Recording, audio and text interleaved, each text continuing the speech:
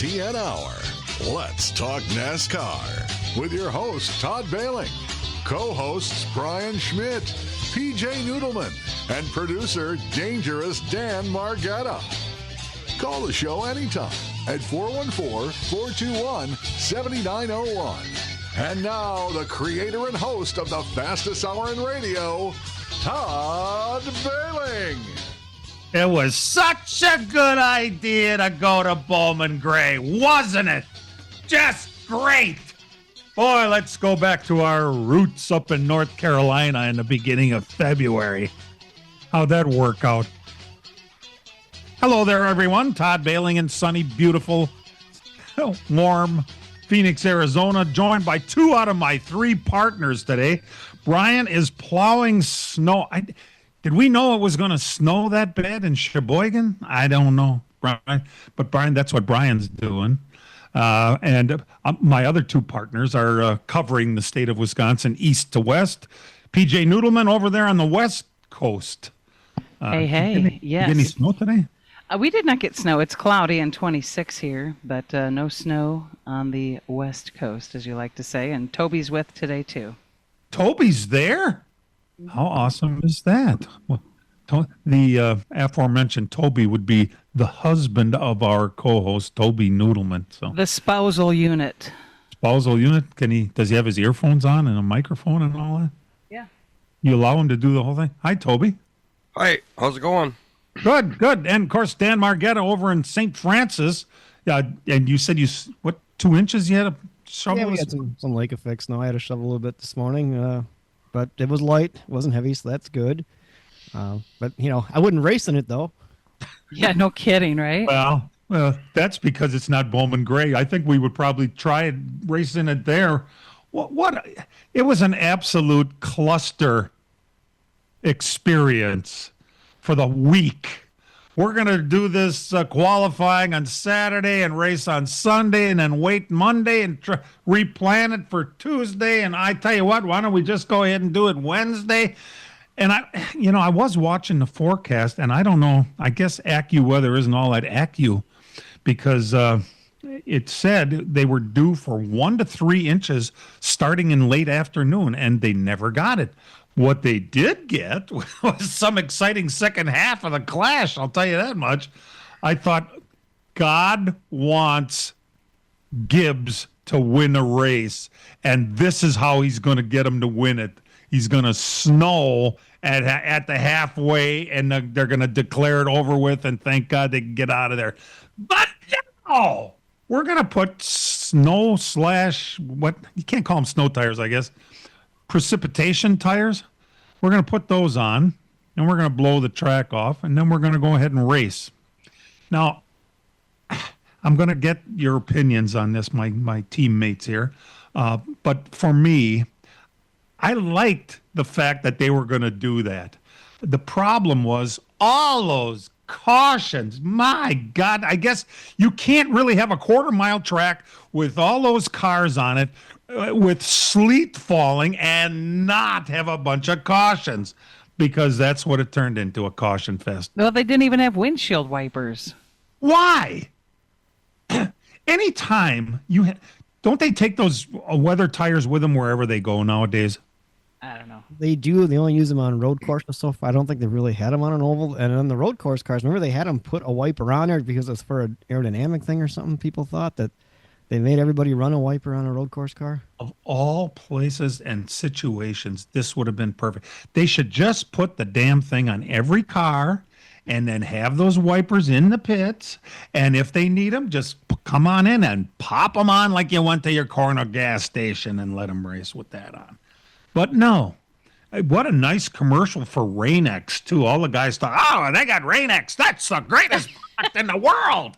They'll be fine out there with Rain-X. How much did Rain-X pay to have all that crap talk? I'm glad they went out there and tried it with those rain tires. I thought it's something we're going to talk about because it was kind of cool that way. I was not a fan of changing the rules halfway through the race and letting guys come in and pit for fuel and they shouldn't and that kind of stuff, and not watching the 77 car running on slicks for 6 laps and realize that, hey, he put their tires on and got to change that. I mean, they could have done a better job that way, I think, of the basic rule. They're making shit up as they go along, though, Dan. That's how they've been doing it lately. You It know? almost felt like a real short track racing environment, being that I was imagining people squawking at the officials and we need to come in for fuel. We need to. So then they make the decision because somebody cried the loudest. And I didn't realize that was going to be an issue. Now, did they fill the tank up, or were they running on half tanks? Well, Some did and some didn't. Some of them set it up for less gas in order to have somewhat of a competitive advantage because with the weight distribution. So that was their strategy. You live by the sword, you die by the sword. Yeah. right, yeah. Well, and then some other cars, when they did it, some cars realized, hey, we're not going to make this on fuel, so they gave up their track position, came in and got fuel, thinking we'll make it up later. isn't that just? I thought that was brilliant. First of all, when the 5-car ran out of gas, and everybody's looking at each other, he didn't run out of gas, did he? Well, yes, he did. And so he's sitting on the track, and everybody's trying to scramble around, going, "What do we do now?" I'm not sure how many people noticed that Kyle Busch came off the track right there and they gassed him up. And I thought, my God, that's brilliant. He's going to come out in the back and they're going to be dropping out all the rest of this race with gas issues. And Kyle Busch is going to win this thing. And of course, that I did have money on him. So I was kind of hoping that was going to happen. But no, NASCAR manipulated. Another manipulation. We don't want you to manipulate. We'll do the manipulating. I can see why James Small is so upset, because he was crew chief on the 19 and they started that race full. That was his strategy to win that race, and they just took it out of his hands with a change in rule midway. I mean, Toby, if you got something planned like that and it's going your way you want it to go, and you kind of let that and they just change the rules on you like that, that's got to really frustrate you as a crew chief, and I can see why he was that mad. Yeah, I don't think it was a good look for NASCAR. You know, I mean, It looks like I know, like how all them guys. What I understand out of it, it's not the same, but like Ty, the more you practice in the truck, right? The reason that he practices so much is you don't put fuel in it. You weigh it before you start everything, and then when you go to qualify, the more you practice, the lower you are in fuel, so the lighter you are, and that's why some of them guys do that, you know. And that stuff. Yeah. Well, kind of the same, only different. It mucked up the race though when they made the audible to let everybody come in to fill up. And we didn't even realize that was the strategy until the thing was over, and then James Small was bitching like anyone would. We planned on this. We were going to win this thing. Well, I texted you guys in the group chat. They're letting them come in to fuel up. Yeah. I could not. My jaw was on the ground when I saw that, because from being married to Toby, I know that's like, whoa, whoa, whoa, whoa, whoa. And I get it's an exhibition race and it really doesn't count and there's all that kind of thing, but you still got to have your basic rule. You can't mess with the integrity event that way, because racers don't see it as just an exhibition race. Exactly. They're out there to win that thing. And exactly. They sat there all week watching it snow and wondering what the hell's happening next. And if everyone was told this before, it would have changed the whole Exactly. And at the end of the day, I'm not going to complain, because Ryan Preece was a great winner of the race. How about that? Right? I loved the emotion in Victory Lane. Just don't say fuck when you're on television. Oh my God. You're going to get all the old ladies all pissed off. There was a lot of people all upset about that. It's like, your virginal ears. Oh my goodness. Really? You watch NASCAR and then it's the first time, must be the first time you ever heard that word, huh? I know. Well, and did you see the interview with God damn it. The 11 car afterwards. Hamlin. He said it was like a monkey fucking a football. That's what he said. I loved it. It was great. Kyle Larson won the pole. I thought he was going to lead every lap of the race, and my God, I couldn't have been more wrong. He led had a rough one. Several laps early, but 1, he didn't have the best car. 2, he didn't have a good strategy. It seemed 3, he didn't have enough gas. Well, that's part of that strategy part I was mentioning. Yeah, it was great. But gee whiz, we had a bunch of leaders in that thing. Did you ever see SVG look better on an oval? That was impressive. Of course, you couldn't really ask much out of Suarez because he's pissed off. He is just mad about the way SVG was racing. He don't race like that. He's going to pay him back, blah, blah. I felt like Suarez was driving with vengeance toward everybody that entire race. Remember, that was his old car. Exactly. Trackhouse. He didn't leave on the best of terms. Now he's on another team, and that's your car that's racing you, and it's racing you like that. I get why he's mad. That's going to be probably something all season long. You want to beat that car you left, especially when you didn't leave on good terms. Did you? There was some other issue that he had with Bubba, and I'm thinking, this is a joke, right? A black guy, a Mexican, and a New Zealander walk into a bar, and there it is. I don't know the rest of the joke, but I know everybody came out pissed off, But it made for some entertaining racing. I realized the cautions really took away from the product there. But due for a break, aren't we? Oh, yeah, I guess we are. I'm not watching. That's how that goes. Hey, they're racing this week at New Smyrna, and to start it all off, we had a winner from Cheeseland. We're going to talk to that winner when we come back.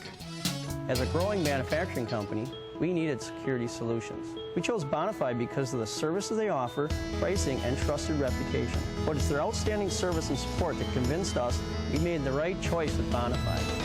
When businesses need security, they contact Bonafide Security Solutions. From locks and alarms to safes and surveillance, we do it all. We are Bonafide. We protect what you value. For your free security survey, call us today or visit bonafidesafe.com.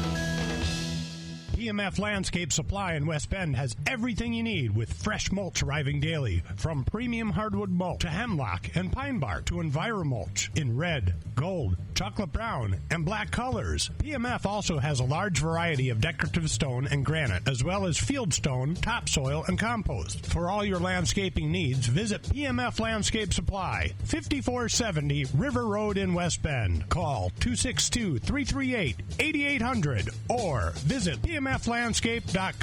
Friends of racing for many years. PMF Landscape Supply in West Bend. Chimney Mechanics installs and services wood, natural gas, propane, pellet stoves, and chimneys. We service all of Wisconsin, the UP, and Northern Illinois. We repair all brands and all models of fireplaces, no matter where you bought it. We do custom chimney caps, liners, chimney fire repairs, water and stonework, water leak repairs, and replacement dampers. We do new construction and insurance work. No job is too big or too small. ChimneyMechanics.com. That's Chimney Mechanics with an X. Check us out on Facebook.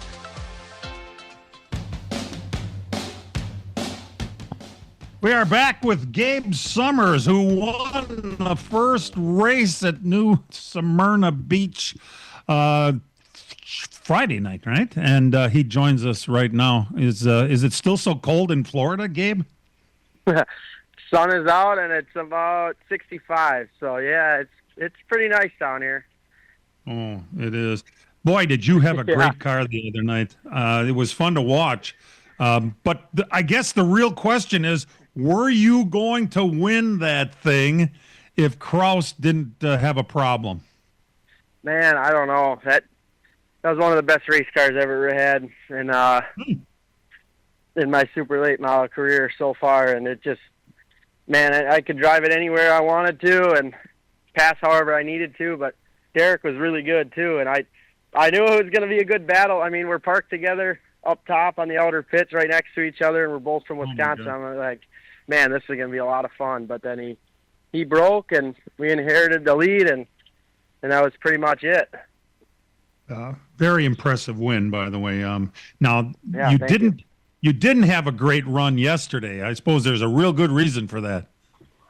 Yeah, we put the car in the trailer that we won with to save it for Monday, Tuesday, and we brought out our other car that we had a couple different suspension components on it that we wanted to test, and these 60 lappers are really good test nights, really. I mean, try to get ahead for at home racing and try to get some data and figure out what the cars are doing, and we learned a lot last night, and I think that's just going to help us moving forward to get ahead of kind of our season back at home. So we struggled, but definitely learned a lot last night. Now, looking ahead to Tuesday night, the big ASA Stars race. You ran that race last year, and you actually had a pretty good run then until the very end. You got put in the back, came back, finished like 6th or 7th, but you were a major player in that race a year ago, so that's got to do a lot for your confidence going forward, especially winning Friday night when that car is sitting there ready to go.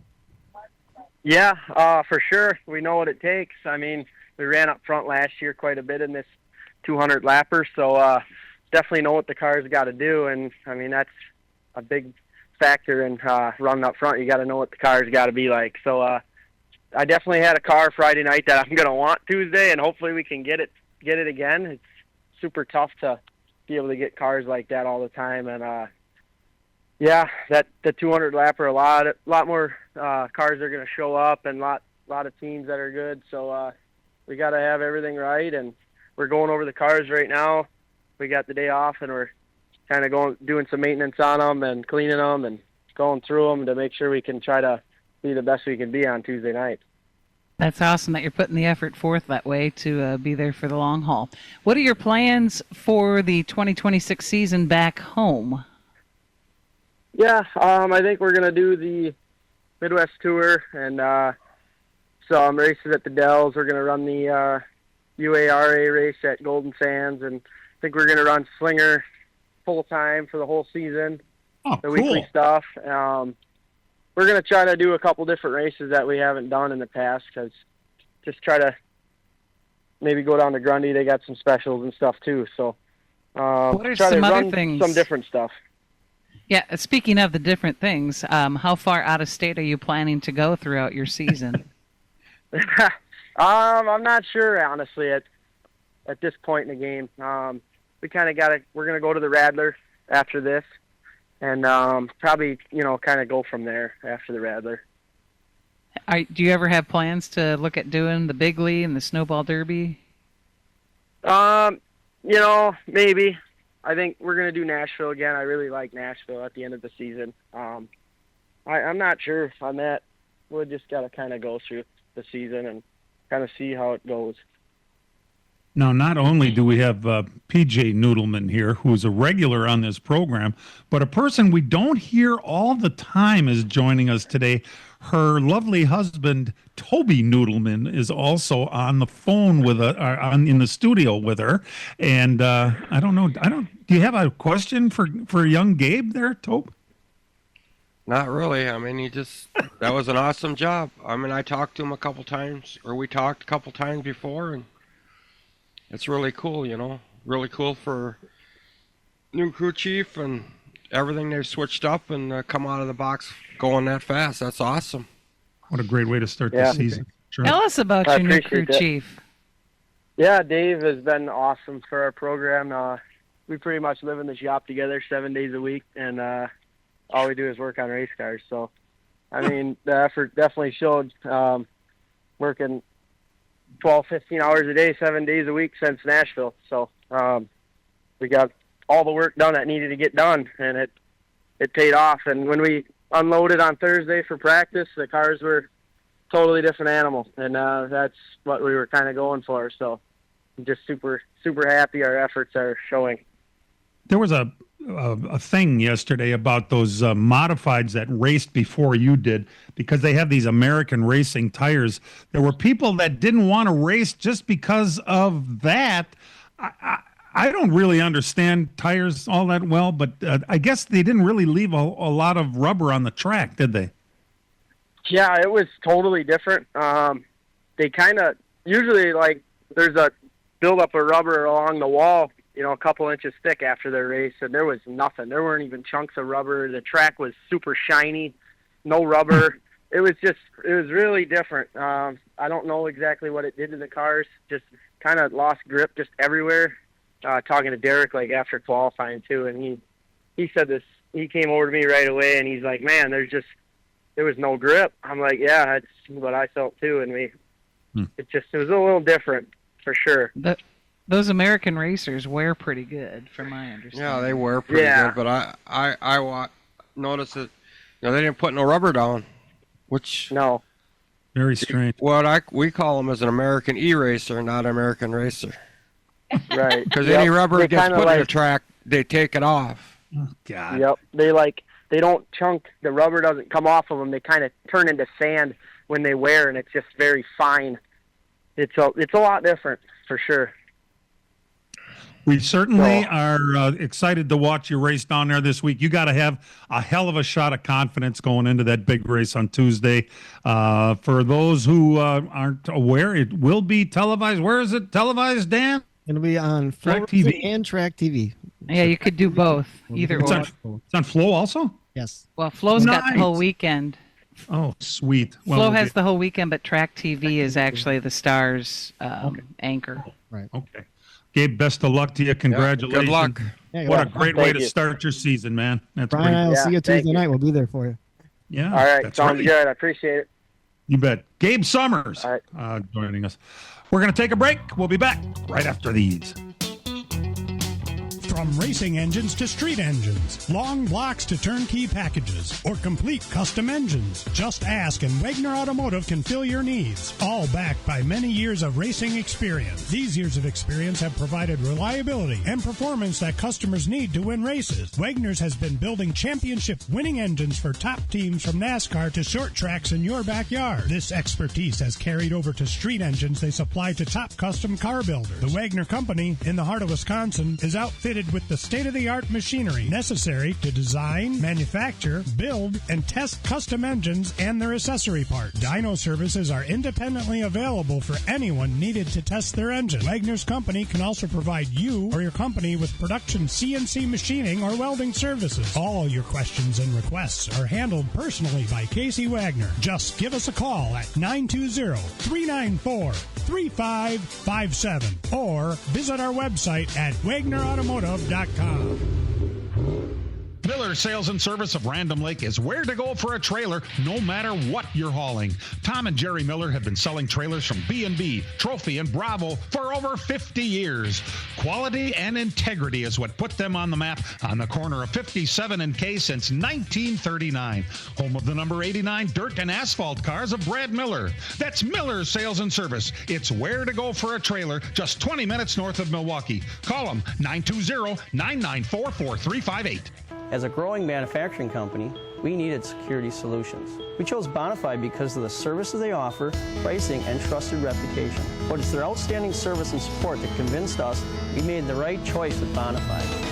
When businesses need security, they contact Bonafide Security Solutions. From locks and alarms to safes and surveillance, we do it all. We are Bonafide. We protect what you value. For your free security survey, call us today or visit bonafidesafe.com. We were about the cluster that the clash at Bowman Gray was. A lot of it was done on the move. They made calls that they wouldn't normally make. They made rules they wouldn't normally make. What I was most disgusted with myself was the fact that here we are watching this stupid thing, and they just suddenly say, we are now going to switch to FS2 for the end of the race. Now, maybe it's because I, quote unquote, only pay $200 a month for DirecTV, but I don't have FS2. Yeah, I know. That's what I mean. For $200 a month, wouldn't you think you'd get a little shitty station like FS2 that hardly ever has anything you ever want to watch? But the one time that you actually want to see something on there, but they, thank goodness, they go, okay, it's also on Fox One app and Fox Sports app. Now, Fox One app had practice and qualifying on it, so I had been watching earlier.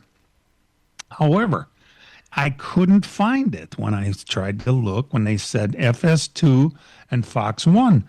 Thank goodness Dan Margetta straightened me out and said, if you go to your Fox Sports app, it's on there. So I came in and booted up the old laptop and put on, I get to watch the end of the race, thank goodness. There were other things. Like, for instance, how about McDowell? For jumping a star. Everybody thinks that we're racing at the Snowball Derby. We're going to wait 6 laps before we're going to penalize the guy for the start. Toby, I thought of you right away. Don't want to talk about it.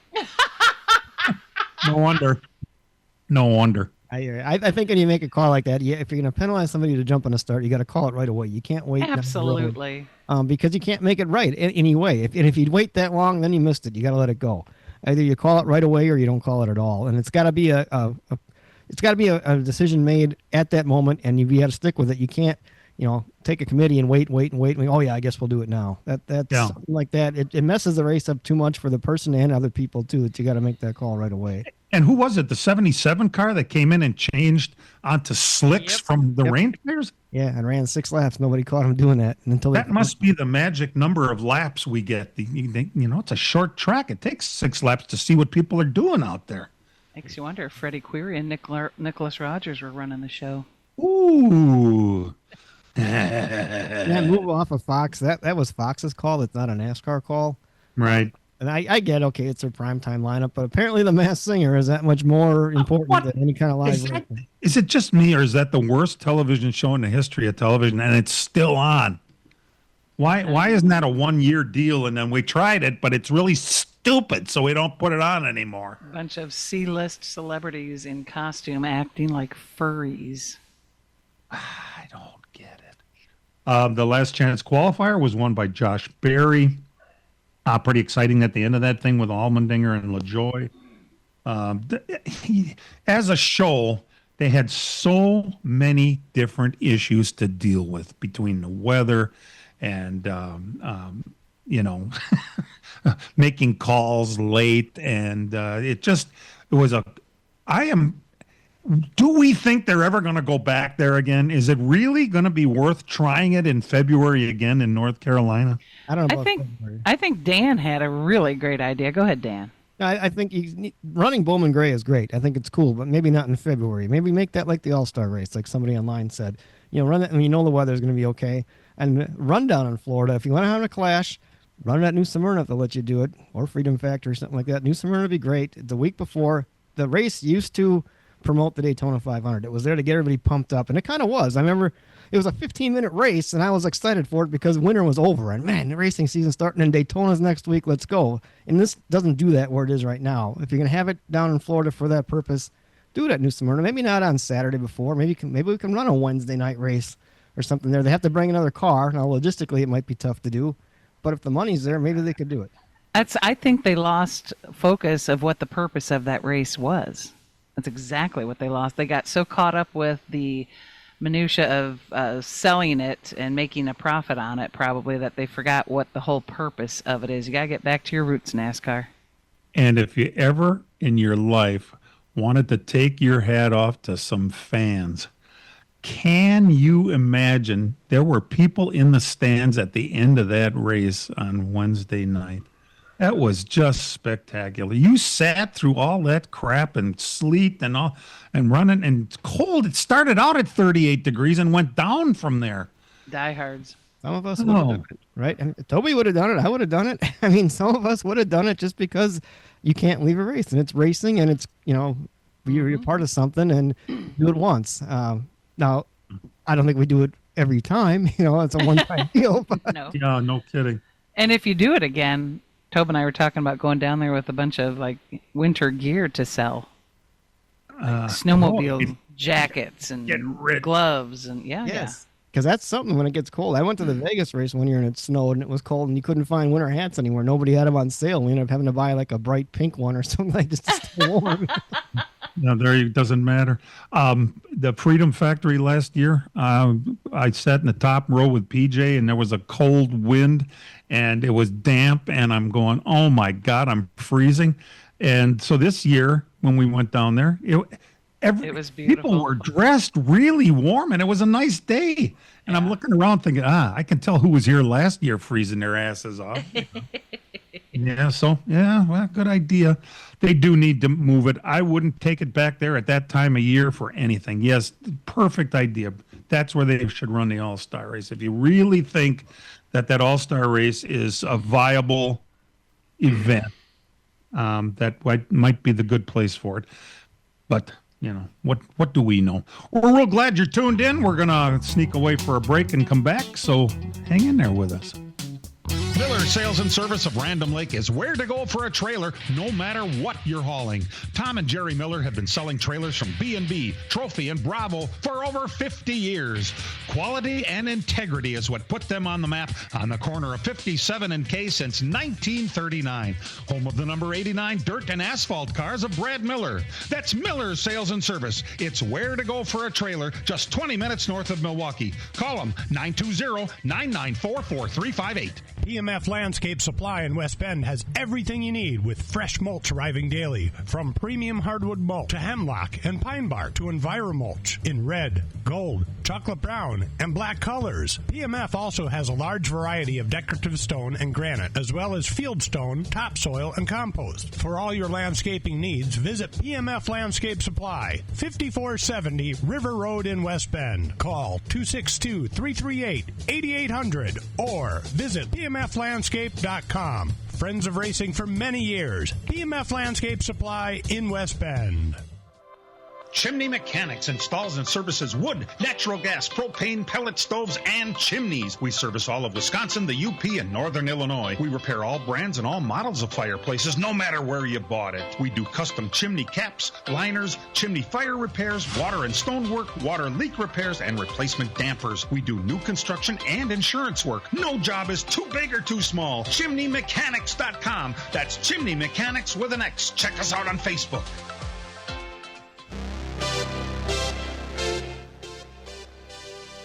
Welcome back. For those of you who will be tuning in to Daytona, Dan and Brian must be just thrilled about having to work right before you guys are leaving. When are you leaving? Tomorrow morning? No, we leave Monday afternoon. We get in to Orlando, then we'll be at Daytona, New Smyrna area. So tomorrow? Yes, tomorrow afternoon, yeah. All right. Your TV schedule, when in doubt, check with FS1.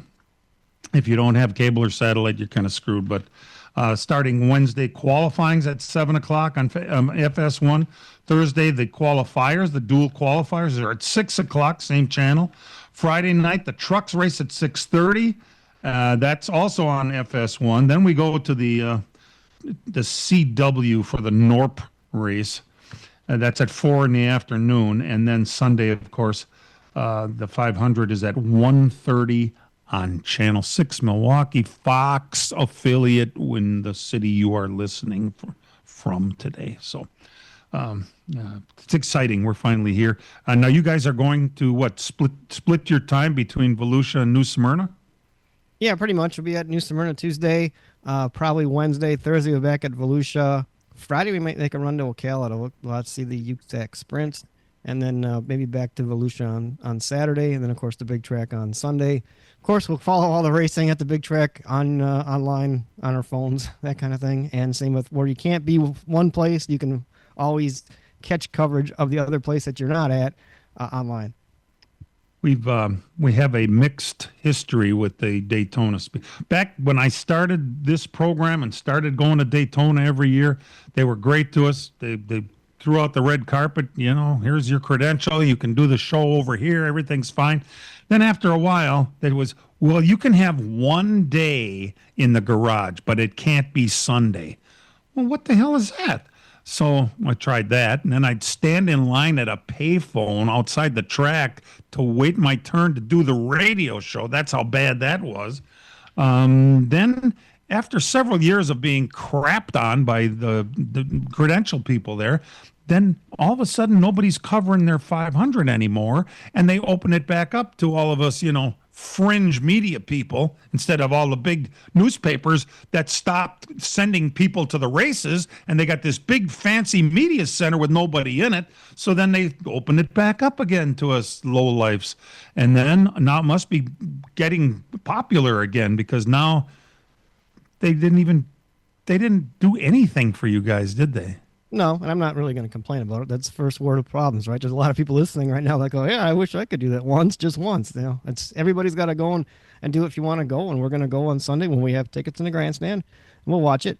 Now, you're going to stand in line for a payphone? No, now we have cell phones. They don't have do it that payphones. way. We can do the show that way. I did it last year as well too. So it's Daytona. We'll go down there for this year. Next year we'll see what happens. We're thinking of maybe trading in the first pick, like you said, for picks 3 and 4 because Phoenix and Vegas are back to back. Yes, sir. It's a pretty good idea. And then they used to have California in there too. You could have the second, third, and fourth pick in the draft, but no.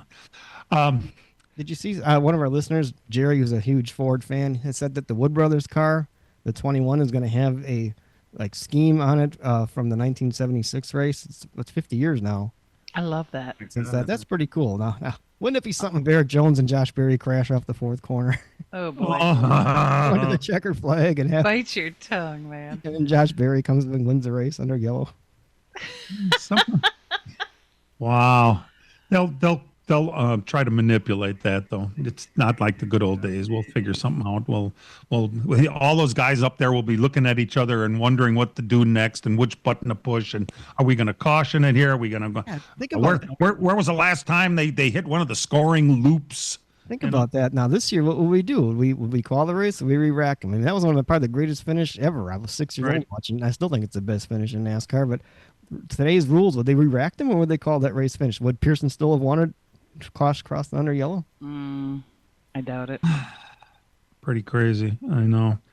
There's some other things happening that we thought we'd bring up to you while we have.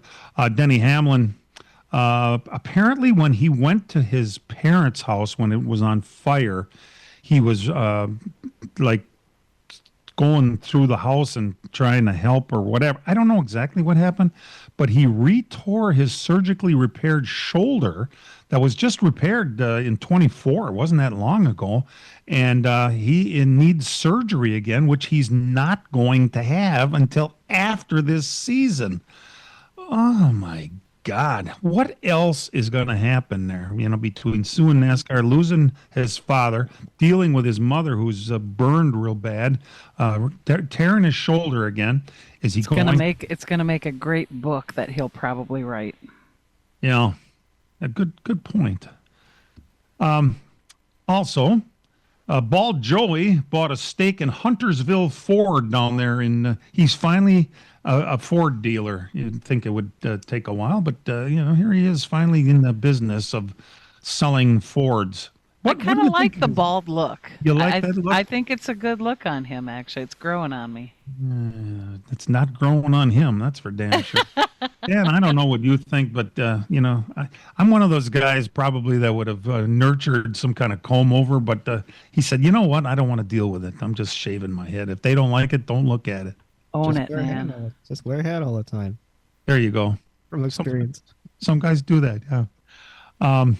The Human Sacrifice 200, by the way, I didn't give a time for that. Do you guys know when it is on Saturday? And where it will be televised? It's usually on FS1 is usually where it's at, and it's... Check your local listings. I think it's noon down there. It might be 11 o'clock here. All right. There are 50 entries for that ARCA 200 lapper, and I swear to God, there's only about 5 names I've ever heard of. When I say Human Sacrifice 200, I really hope we're going to be real careful here. All these guys with no experience, they're kids, really. Well, this is how they get experience. Put them on Daytona and let them go fast. Oh, man. Every year we think the same thing, and somehow miraculously it's a shitty race, but we watch it, and then there's a winner. So that's kind of nice. That's what's coming Saturday, by the way. Mini Tyrell. Mini because who would ever call him Timothy, I guess. Mini Tyrell won the race for the seat. He's 21 years old, and he's got a full-time truck ride in that Dodge Ram pickup truck, which is only a Ram because it has a sticker on it that says it's a Ram. It's got a Ilmore crate engine in it, and it's the body probably came off the same assembly line as all the Chevy and the Ford bodies too. Am I right about that? No, maybe. Yeah. It's a Dodge body. Okay. Dodge, but it's gonna be Dodge knows. Dodge knows. Yeah, Okay. Tobes. So we'll have some different aerodynamics probably at the very most. and not much. And if you looked at that ARCA race, that ARCA entry list of the guys you didn't know, you'd have saw Minnie's name on there and realized, hey, he must have won that competition because you can't run the truck race unless you run something else at Daytona first. And you would have to compare it with the 15 other guys that I never really heard much about on the that were in that. Well, either way. Hey, where did Grant end up anyway? I only saw the first 3 episodes. I have the rest recorded, and I'll watch down the line. I know he was pretty down the list for a while there. Yeah, I don't know where it finished. I didn't see the last 2 or 3 episodes. I only watched through 4 or 5. Okay. Yeah, I haven't seen the end of it yet. We mentioned about all the different drivers. Oh, I tell you what, and I haven't been watching. It's time for a break. There's a couple other notes, but we'll do that after we give you some results. We're going to take a break first. We'll be back right after these. As a growing manufacturing company, we needed security solutions. We chose Bonafide because of the services they offer, pricing, and trusted reputation. But it's their outstanding service and support that convinced us we made the right choice with Bonafide. When businesses need security, they contact Bonafide Security Solutions. From locks and alarms to safes and surveillance, we do it all. We are Bonafide. We protect what you value. For your free security survey, call us today or visit bonafidesafe.com. PMF Landscape Supply in West Bend has everything you need with fresh mulch arriving daily. From premium hardwood mulch to hemlock and pine bark to EnviroMulch in red, gold, chocolate brown, and black colors. PMF also has a large variety of decorative stone and granite, as well as field stone, topsoil, and compost. For all your landscaping needs, visit PMF Landscape Supply, 5470 River Road in West Bend. Call 262-338-8800 or visit PMFlandscape.com. Friends of racing for many years. PMF Landscape Supply in West Bend.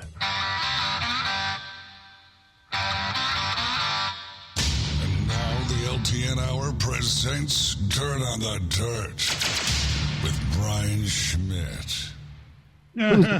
Plowing snow right now, so I guess I'll stand in for. I'm playing the part of Brian Schmidt today for the dirt results. Dan Margetta to stand in. Here's my big chance. We'll start Monday at Barberville, Florida, the Volusia Speedway Park. The Dirt Car Nationals, 12,000 to win ASCS 360 feature winner. That's the 360 sprint cars was Brady Bacon. The UMP Mods had their Saturday makeup feature, and Ricky Thornton Jr. won that. Back on Wednesday to Barberville, Florida, and the Volusia Speedway Park of the Dirt Car Nationals. The World of Outlaws were there, the NOS Energy Drink Sprint Car Series. The feature winner there was Spencer Baston. Thursday, Volusia got rained out, so no racing there. But Lake City, Florida, the Alltech Raceway, the Big Block Modifieds were there with the 5,000 to win feature winner, and it was Larry White who picked up the win. Friday in Clewiston, Florida, the Hendry County Speedway, the King of the 360s, night number 1. Feature winner there was David Franek.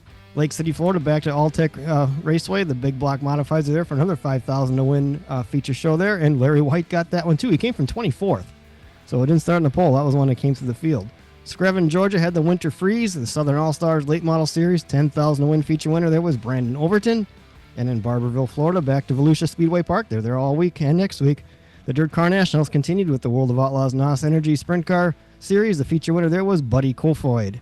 Last night, Clewiston, Florida, the Hendry County Speedway, the King of the 360s, 10,000 to win 360 Sprint Car feature was David Franek again. You can hear the same names over and over again.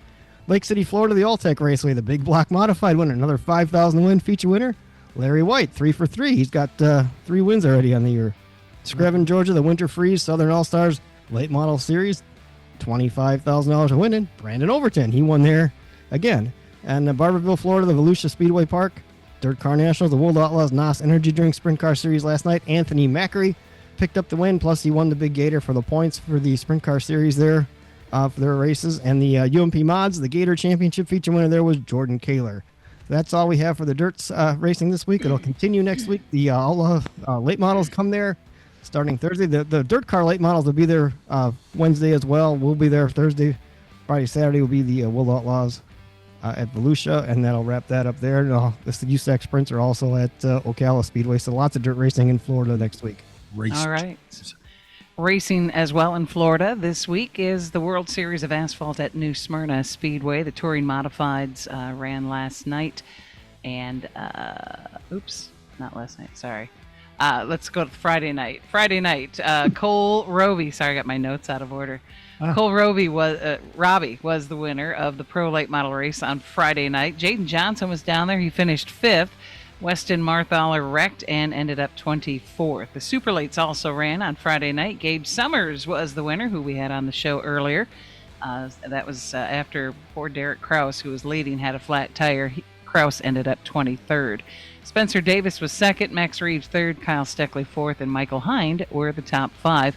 Other notables, Ryan Priest was sixth. Billy Braun was down there. He finished 22nd. And then last night, the NASCAR Wheel and Modified Tour had a 200-lap event. The winner was Justin Bonsignor.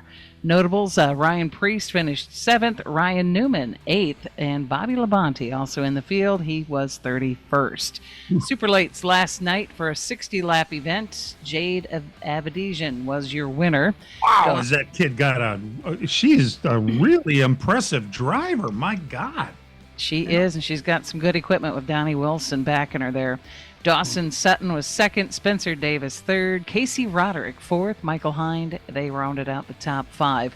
Notables, William Sawalich was sixth, Gabe Summers 11th in a different car than what he won with, and R.J. Braun was 15th. Now tonight, the Pro Lights are going to be running a 60-lap feature. The 602 Modifieds will be running a 25-lapper, and then they've got some Sportsman and E-Modifieds running as well. That'll all be broadcast on Flow. On Monday and Tuesday. The super late models are going to be under the ASA Stars National Tour banner. And that program will be run both on Flow and Track TV. It's the Clyde Hart Memorial 200 on Tuesday night, qualifying on Monday. The Pro Late models will also run another 60-lapper tonight, as well as Monday through Wednesday, with a 100-lap Hart Memorial on Thursday. Modifieds will run every night from Monday through Saturday. Of the expected entries for that ASA Stars Clyde Hart Memorial 200, Gabe Summers back into the ring. Billy Braun, William Sawalich, Ty Fredrickson, Ryan Priest, R.J. Braun, Bubba Pollard, Stephen Nassy, Derek Thorne, Carson Hocevar, and Caden Honeycutt, as well as... Ty Majeski? Casey Roderick is also in there. Wow. No Ty Majeski, Tobe. Is there a reason why you guys aren't down there? I plead the fifth. You would have gone? I take it. We talked about it, but it's hard to drive down there for... And I decided I wanted to go snowmobiling. And... I see. Priorities are changed over. Well, you know what? The thing is, Tobe goes balls to the wall all summer long, and this is his time to finally take a breather, so I get it. By the way, somebody had a birthday this week, didn't they? Yeah, Toby had his birthday on Thursday. Happy birthday, Tobes. Yeah, Toby. Thanks. Yeah, nice still being alive, ain't it? Oh, yeah. I appreciate that. I'm still counting them. There you go. Yeah, you know, the other night we had that crash at Bowman Gray. There were several leaders of guys that were running up front, including the guy that won the race, had never won before.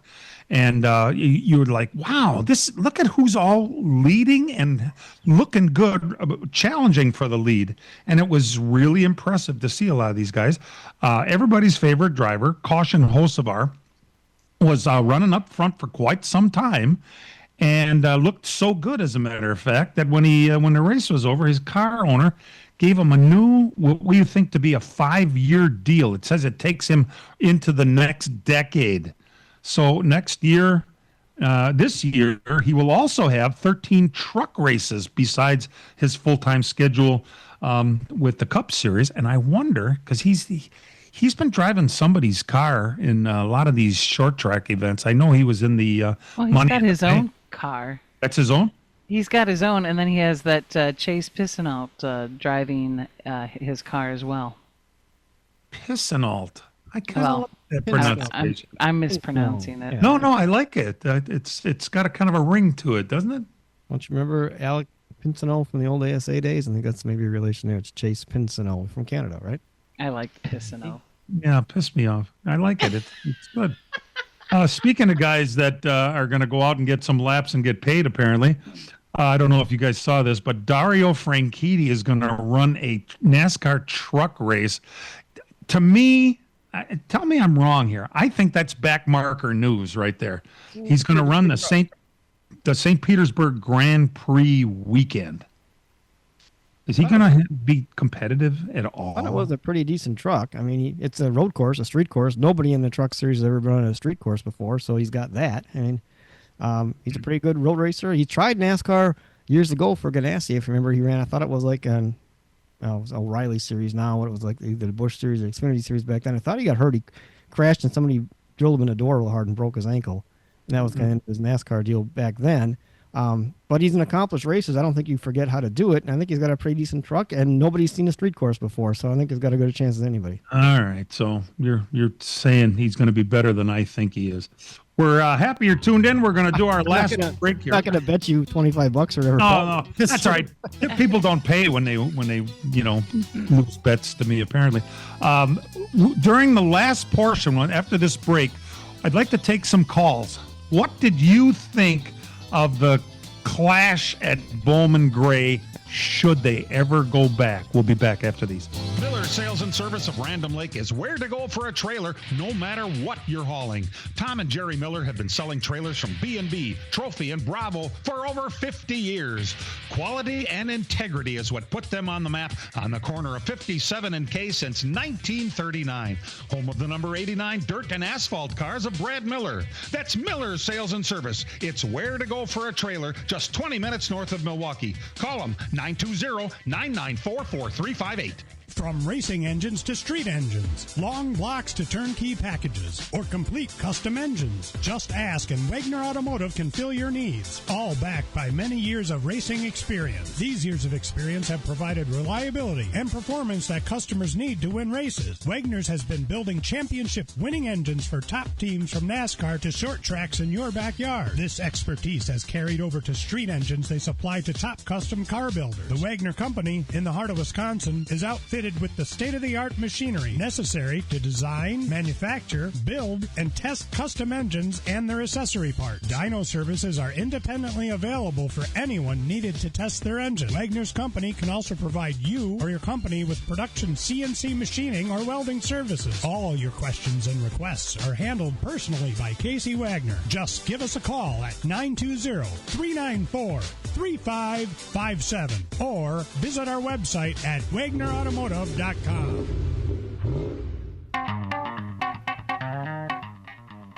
Before I say anything else, Brian, we miss you. We're glad you're out there taking care of the roads for the people of Sheboygan County. That's awesome.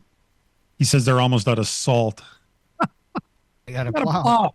You got another month to go. You got to make that last. Yeah.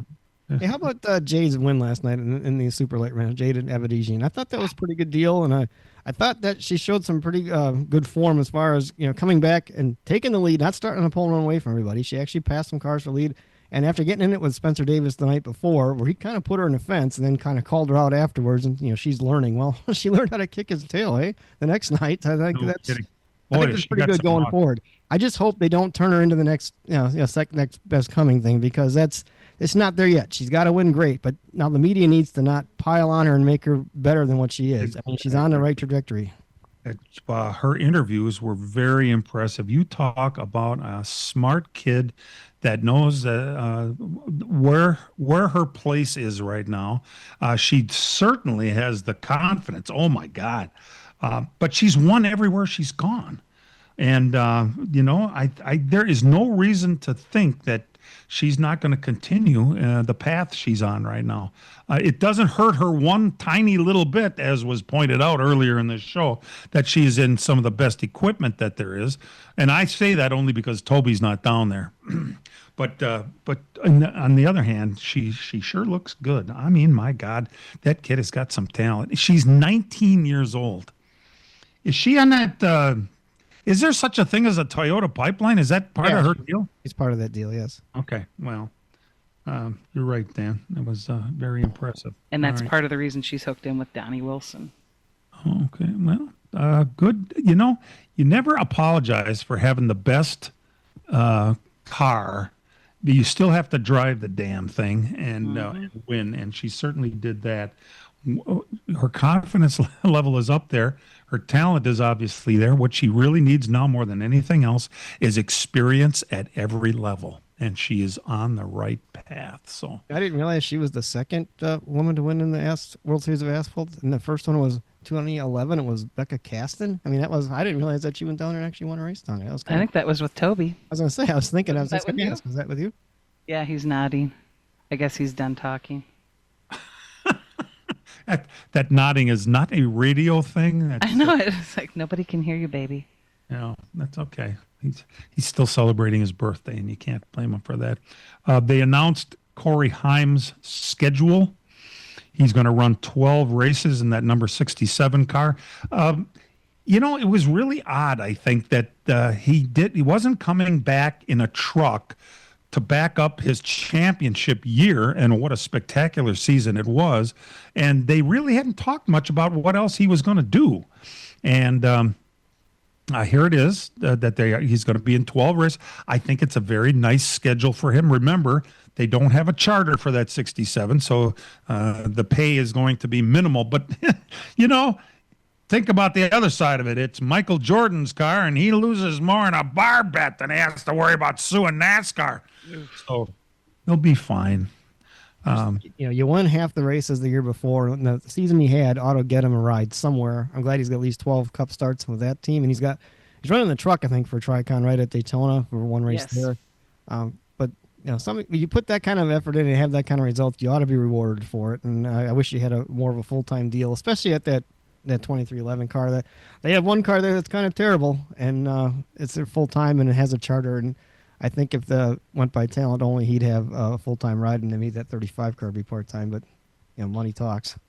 I wonder, in a deal like that where it's a part-timer and they've got 3 other cars that they need to worry about on a regular basis, what kind of personnel is he going to have? When he comes in for a pit stop, what kind of Jamoka is going to jump over the wall and change his tires? And is he going to get out quickly or not? I don't, that's what I think it kind of remains to be seen if he's going to get kind of shafted in that regard. But again, you got to remember it is Toyota, and they do have quite a bit of money backing things. So with any luck, he'll have a good Rockingham O'Reilly race. I saw him on a list in a Gibbs car for the Rockingham O'Reilly race. If that happens, well, maybe Toyota, put their foot down there and said, you got to put this guy in something. Put your personal differences aside.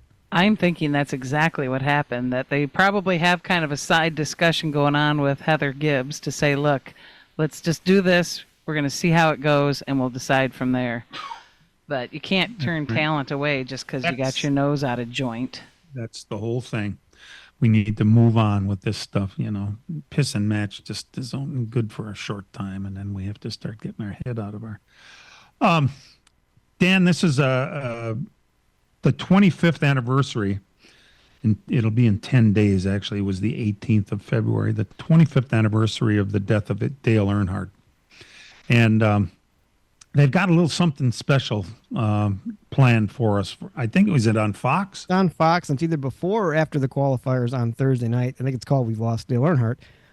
25 years already. It'd be interesting. I saw one of the people that were interviewed was Kurt Busch. I thought, isn't that interesting? Because I think that was Kurt's one of his first races, and I thought Earnhardt flipped him off in the middle of that race. So he was mad about something he did. And it was pretty obvious out the window on TV.